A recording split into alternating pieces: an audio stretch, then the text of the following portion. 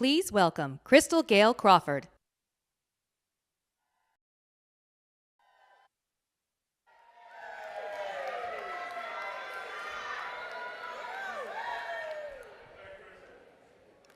Greetings, everyone. My name is Crystal Gayle Crawford. I'm from Georgia, and I'm a proud child care worker. Yes, do we have any other child care workers in the building? Well, let me take you on a quick journey. I have been working as a nanny for 15 years. I loved my job. But like many of you, I lost my job during the pandemic, and then I was in a terrible car accident.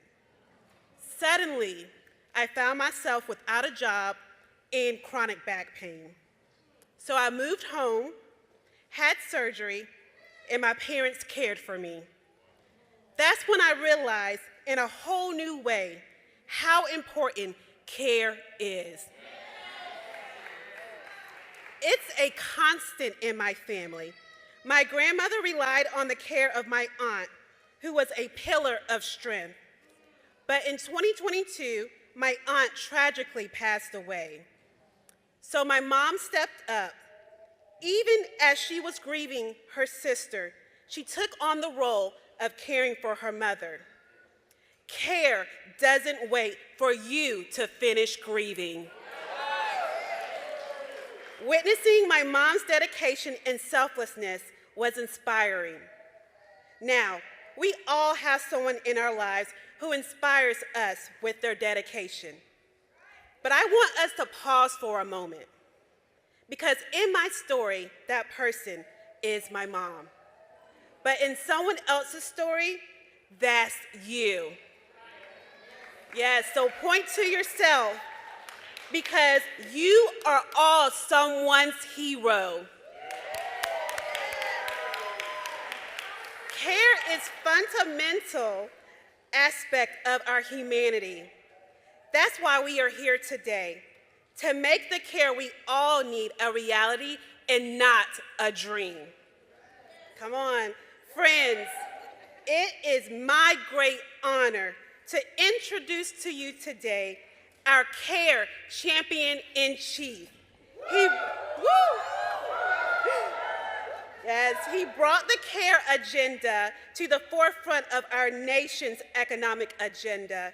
He honors the essential work of care workers like myself, and he is ready to fight alongside us for the care we need and deserve in our country. Ladies and gentlemen, please help me welcome President Joe Biden.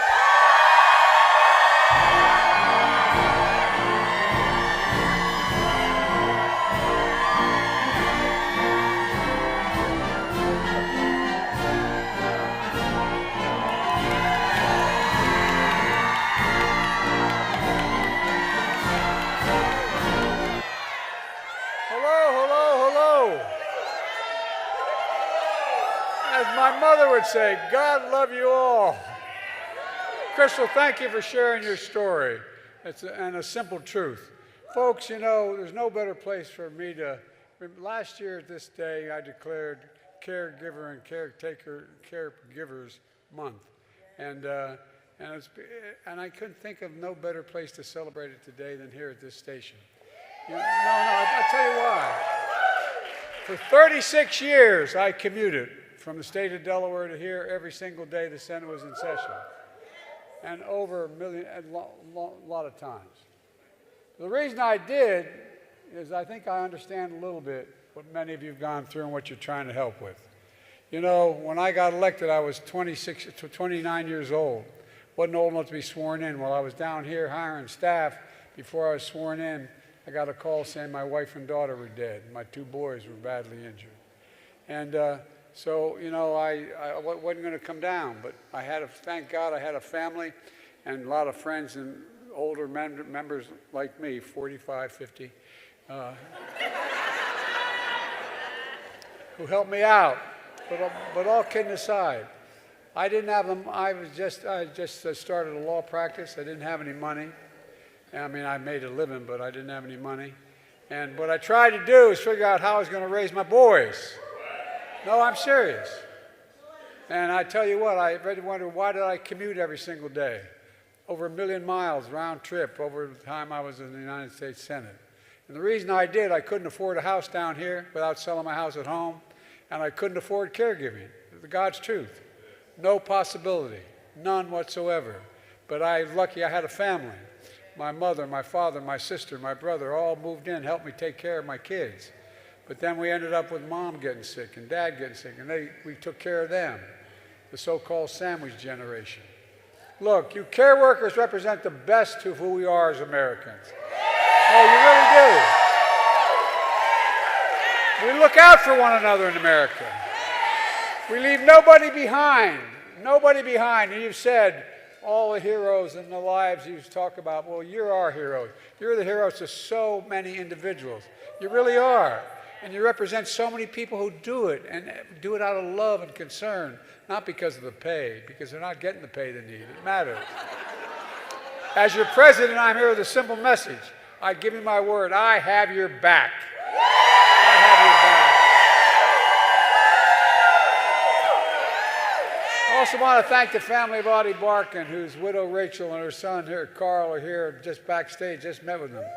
Their family embodies why care matters. It's critical to the dignity of care, the dignity of all caregivers and workers. My dad used to say a job, Joey, I've given my word to Trey, a job's about a lot more than a paycheck. It's about your dignity.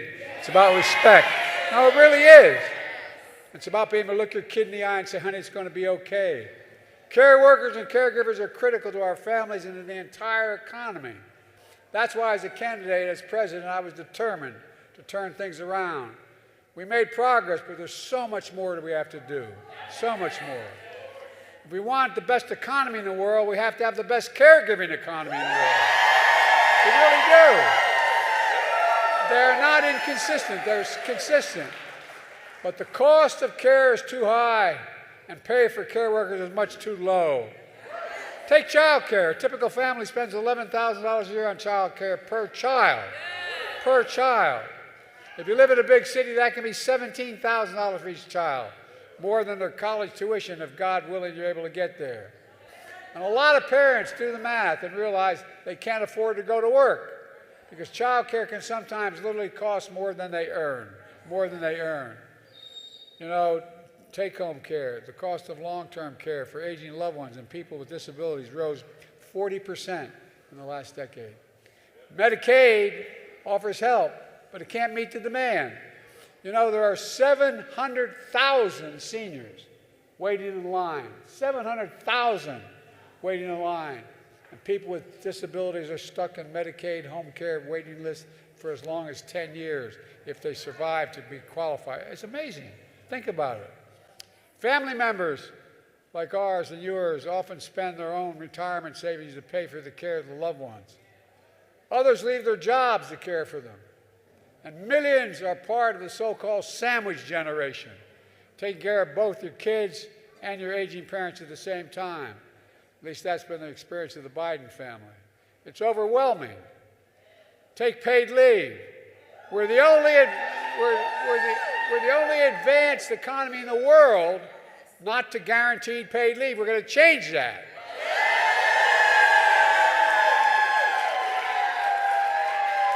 That means to help a loved one, many folks have to leave work to find out later that they've been fired. In the United States of America, no one should choose between caring for a parent who's raised them, a child who depends on them, or a paycheck that they need. That's not why it should be the way it should be. No, I'm serious. You wonder whether I feel strongly about this? I do.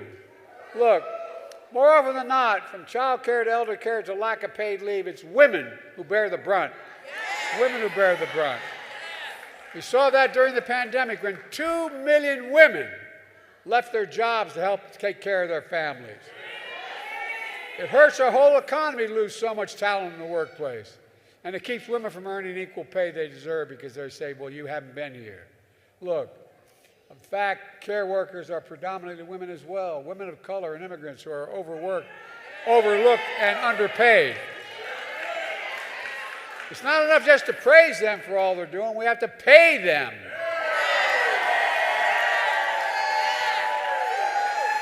To invest in our care economy, as soon as I came to office, I signed the American Rescue Plan.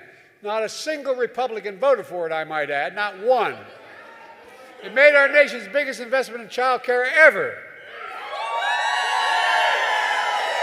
For example, it kept 225,000 child care workers, child care working centers open, giving parents an opportunity to get back to work. Well, I tell you what, you want to come make a speech or shush up, okay? I'm not messing around with him. He looks like he could take me. Ask me. Look, it expanded the child care tax credit, cutting child poverty in America in half.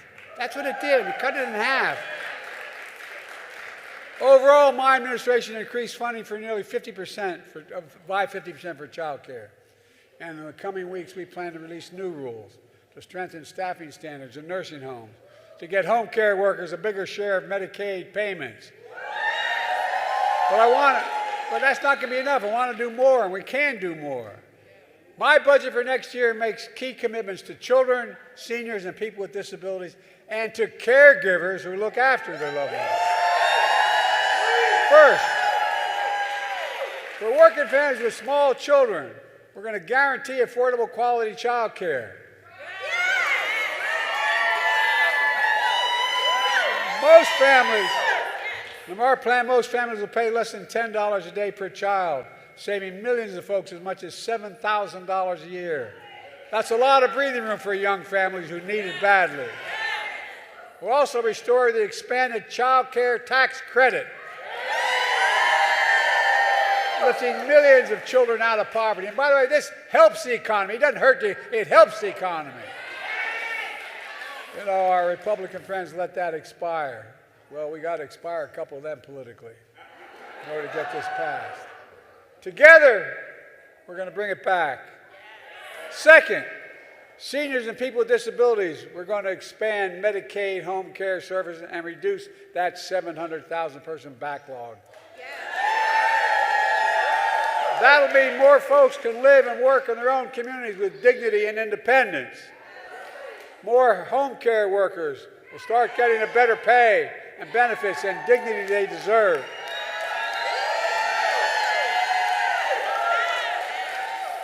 By the way, if anybody's listening besides all of us, we agree on this. This is really, we're deadly earnest. This is not a joke. It matters. Third, for everyone caring for a loved one, my budget would finally create a national paid family and medical leave program. Finally. Up to 12 weeks to care for a newborn, a sick loved one, or yourself without losing your income. Look, it's past time America caught up with the rest of the world on paid leave. And folks, all this helps families, and it grows the economy. It grows the economy. And we can afford to do it. To put it another, we can't afford not to do it. Look, I'm a capitalist, but I want to make sure that, if you make $1 million, great. Just start paying your fair share in taxes.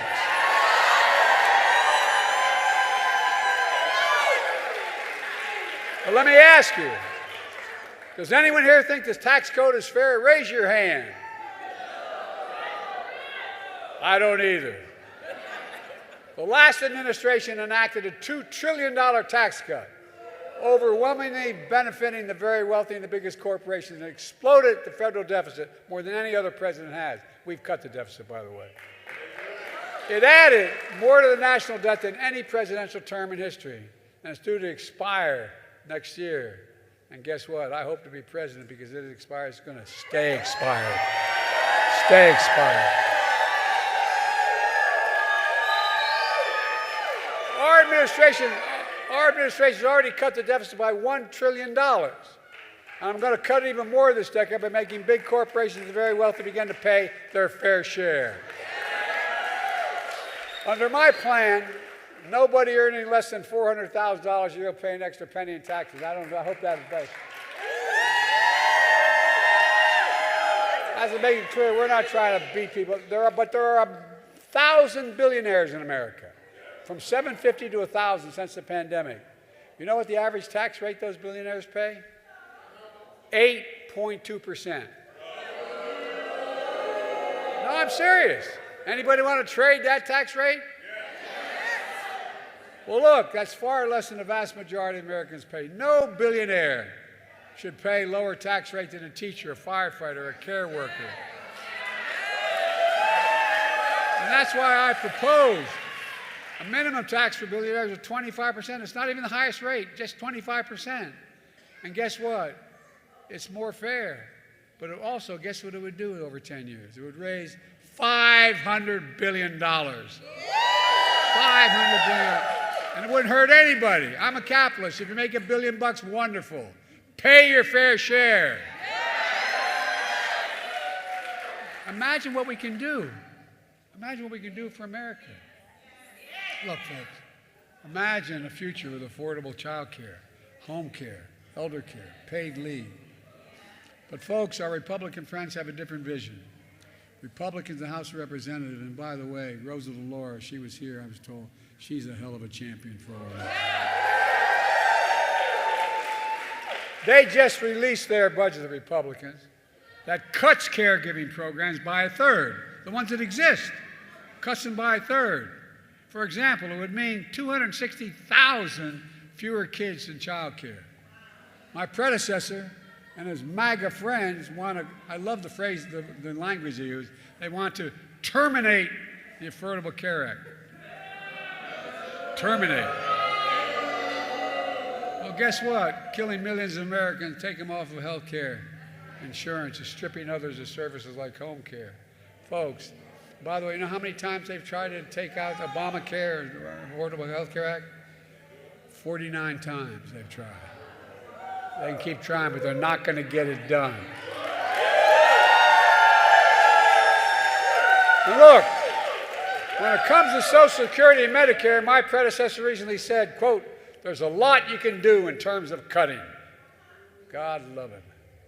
Right on cue, House Republicans released their budget that would raise the retirement age of Social Security, the budget they submitted for next year, and slash Medicare while they cut taxes for the very wealthy again. I got a better idea. I'll protect Social Security and Medicare and make the very wealthy pay their fair share to make it work.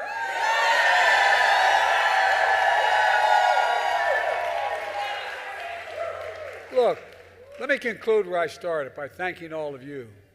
As Crystal said, you're all, and I mean this sincerely, you're all somebody's hero. That's what I see in our nation's caregivers, heroes. We need you. Not a joke, we need you. And together, I know we can do this. I've never been more optimistic about our future. We just have to remember who we are. We're the United States of America. There is nothing beyond our capacity. Nothing. If we do it together. So let's stay at work, get to work, keep working, and God bless you all, and may God bless our troops. Thank you.